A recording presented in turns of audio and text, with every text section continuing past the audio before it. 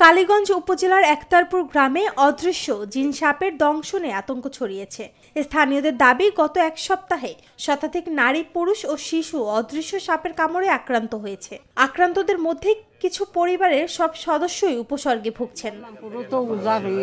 আমাদের খুব সমস্যার মধ্যে আছি, কি জন্য এই সাপে কি জন্য আমাদের কামড়াচ্ছে। পূজার কাজে সিরিয়াল দিতে আসছে, গ্রামে আমাদের আর মাদ্রাসা আছে, সে মাদ্রাসারা বন্ধ দিয়েছে, কোনো লোক আতঙ্কে ভয়তে আসছে না।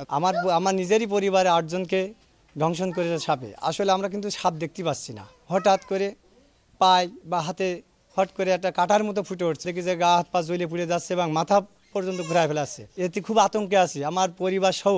আর আমার আশেপাশে আমাদের অন্য পাড়ায় প্রায় মিলে 50 জনকে দংশন করেছে। স্থানীয়রা জানান, সাপের কামড়ে আক্রান্ত ব্যক্তির শরীরে তীব্র ব্যথা, গলা শুকিয়ে যাওয়া, চোখের দৃষ্টিশক্তি কমে যাওয়া এবং অন্যান্য শারীরিক অস্বস্তির লক্ষণ দেখা দিচ্ছে। কিছু রোগীর শরীরে স্পষ্ট কামড়ের চিহ্ন না থাকলেও কয়েকজনের শরীরে ছোট ক্ষতর সৃষ্টি হয়েছে। দিনভর সাপের দংশন কম থাকলেও সন্ধ্যার পর এই সমস্যা বাড়ছে। দৃশ্য সাপ অনেকেরই কামড়াচ্ছে, ক্ষত দেখা যাচ্ছে অনেকেরই, আবার অনেকেরই ক্ষত দেখা যাচ্ছে না। অনেকেই বিভিন্ন সিমটম দেখা যাচ্ছে, কারোর মাথা ঘুরছে, কারোর গলা বুক শুকায় যাচ্ছে, পানি পিপাসিত হচ্ছে, হাত পা জ্বলাপোড়া করছে, ঝিনঝিন করছে, হাত পা বসে যাচ্ছে। দোকান থেকে বাড়ি এসে বসলি, তারপরে আবার জ্বলে পুড়ে যাচ্ছে। তারপর সবার সাথে বলেছি, বলার পরে কাছে যে উজার কাছে যেতে হবে, বেশ নামাই দিল উজা। আমার আসার পরে আবার একজনের এরকম সেজে দেওয়ারের মেয়ে এদেরকে আবার কামড়াইছিল। এইভাবে একাধারে কামড়ানো তালে আছে, বুঝেছেন। গ্রামের বাসিন্দারা হাসপাতালে না যেয়ে স্থানীয় ওঝার মাধ্যমে চিকিৎসা করাচ্ছেন। ওঝা আলী আহমেদ বলেন, তিনি প্রতিদিন 15 থেকে 20 জন রোগীকে ঐতিহ্যবাহী পদ্ধতিতে চিকিৎসা দিচ্ছেন।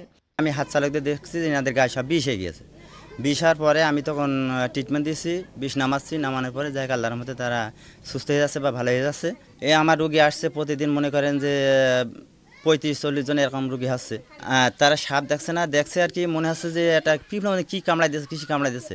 তাতে আমার মনে হচ্ছে যে ইনাদের জেন হাওয়া বাতাসে আর কি কামড়াচ্ছে। একতারপুর নুরানি হাফেজি মাদ্রাসার সরকারি শিক্ষক হাফেজ মোহাম্মদ আবু সাইদ বলেন, ভয়ের কারণে মাদ্রাসা সাময়িকভাবে বন্ধ রাখা হয়েছে।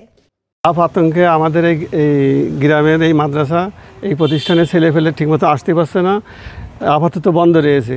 তা জানি না কবে এই সাপ এটা নির্মূল হবে, তারপর আবার ছাত্রছাত্রীরা আবার এই মাদ্রাসায় আসবে। তবে উপজেলা স্বাস্থ্য ও পরিবার পরিকল্পনা কর্মকর্তা ডাক্তার রেজাউল ইসলাম রেজা বলেছেন, এই সমস্যা মনস্তাত্ত্বিক হতে পারে এবং প্রয়োজনীয় স্বাস্থ্য বিভাগীয় তদন্তের দাবি উঠেছে।